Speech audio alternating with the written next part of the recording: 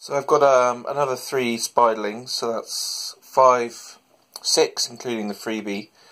So 6 5 tarantulas and 1 sort of whatever it is, the pissy, added to the collection. So this is from Brett's Exotic Pets. Got a heat pack in here, and then I'm going to show you what I've got. Okay, this is P auratus. I think that's a Phormictopus. If I've said that wrong, I do apologise. Got an E. murinus, which is the skeleton tarantula, and a Panthobeteus macula, which is the green form, I think, of the Panthobeteus. Right, so let's go on to the rehousing.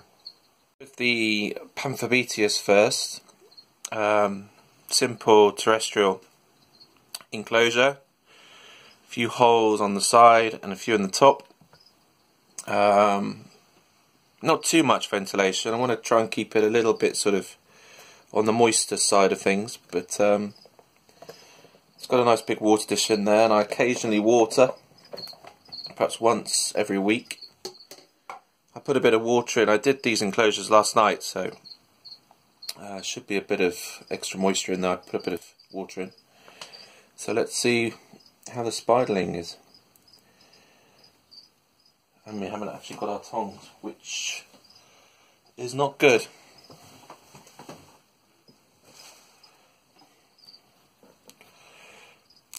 I didn't have any tongs, but I do now.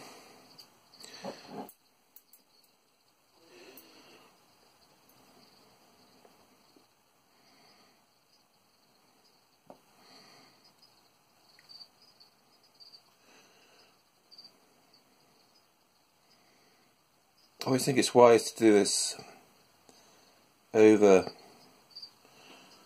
where you want the spider to go. Also, I do want to give you a little bit of a close up.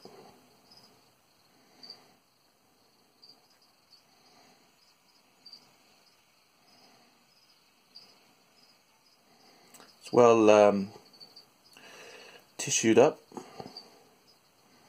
quite moist though, but that's okay.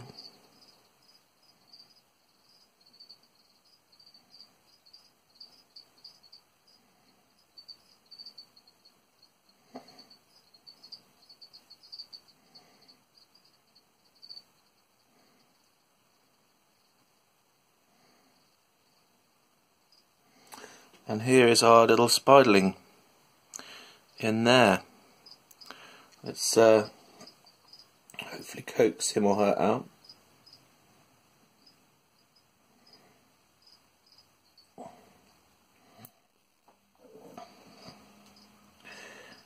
Right.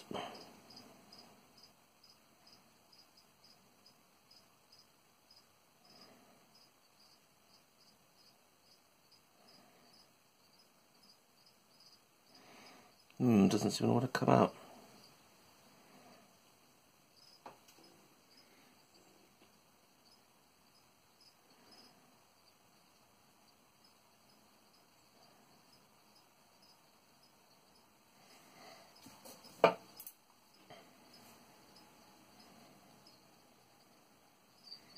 There you go. Oh, so it's a nice specimen. Oh, sorry. Abdomen's looking quite small, so I'll give that a fee later. Go on. There you go. Right, so that's little Panthobeteus in. I'll let that get settled in for at least a few hours, and maybe try feeding it later this evening. To be obligate, or well, in case of the murinus, that's an obligate burrower, and this one, which is the Phormictopus, or Phormictopus, is opportunistic, I think I've read. So it's got quite a bit of substrate in there, a little hide. And I don't actually know what to expect with this species because I've never, but I have read a bit about them, and they seem to be like your typical sort of baboon. So yeah, can be fast, or could be fast, but we'll soon find out.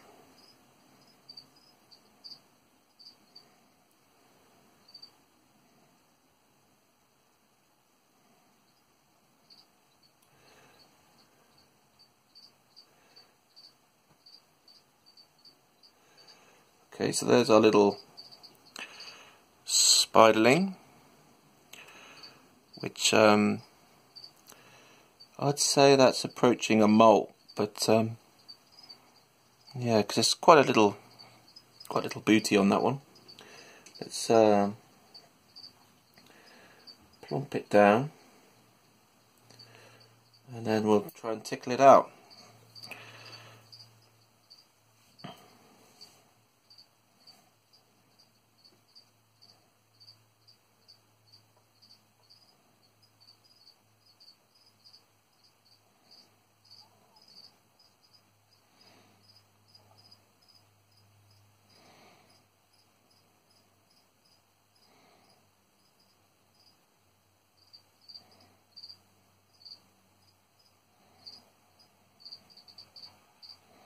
That's it.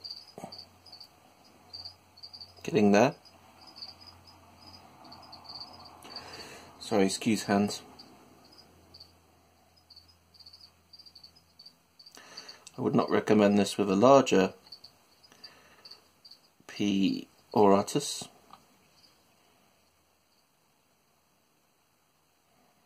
There you go. It's almost in.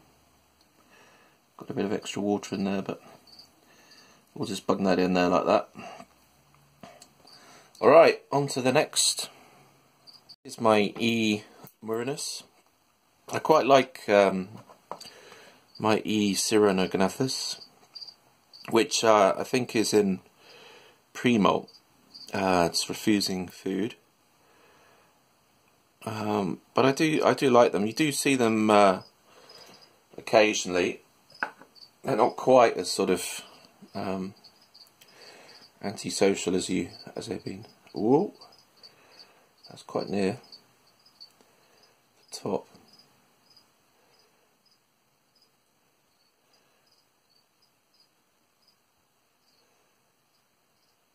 A bit more tricky this one because there you go.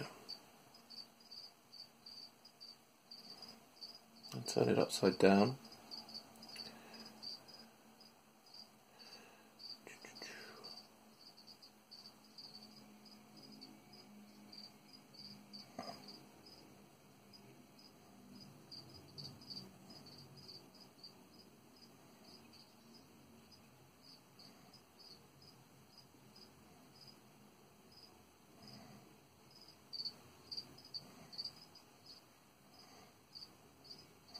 Hopefully, let's have a little look. And then the light a bit. So there's my little E. murinus. Let's plop him or her in.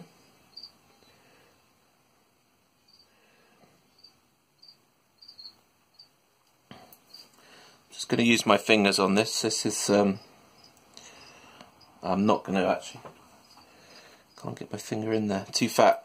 My fingers, I'm afraid.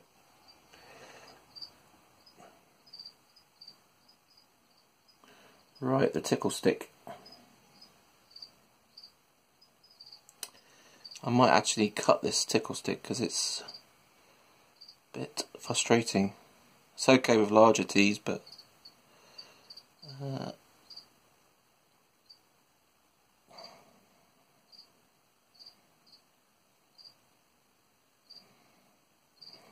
sorry, too long. I have no patience. No, I do have patience, but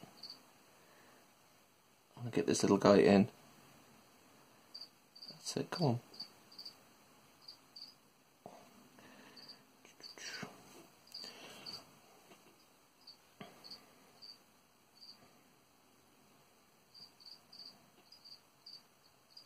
So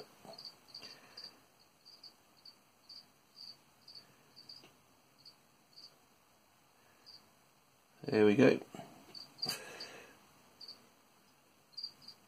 No.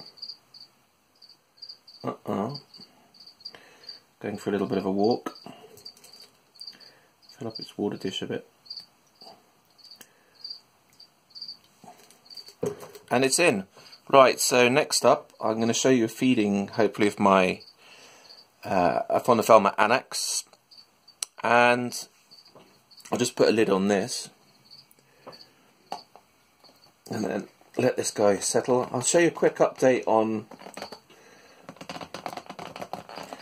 That lid's a bit tight.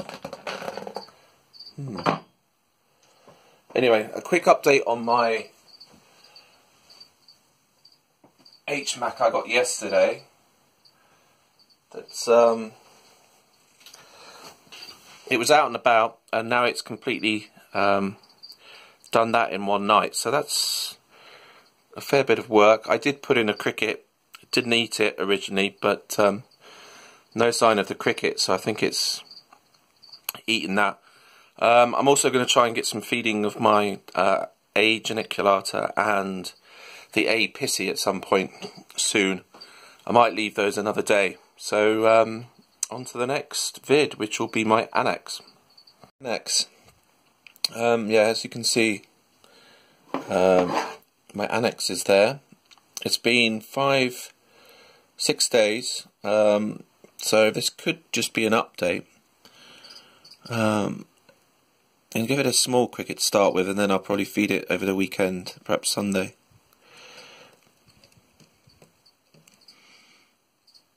I like to give them a couple of crickets, you know, soon after they've molted, and then get them back to a normal sort of feeding, 1 or 2 crickets a week sort of thing. Right, so cricket is there.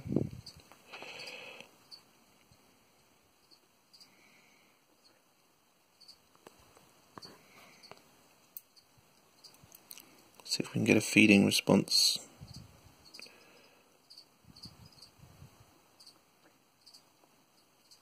Oh, there we go. So yeah, so that's my A Anax. Colours are starting to come out, and it's looking good. So yeah, I've just taken out the water dish in here because I think my water dish was leaking, because as you can see, it's looking a bit on the moist side, so I'm going to let that air out. Okay, on to the next, which should be more feedings, hopefully.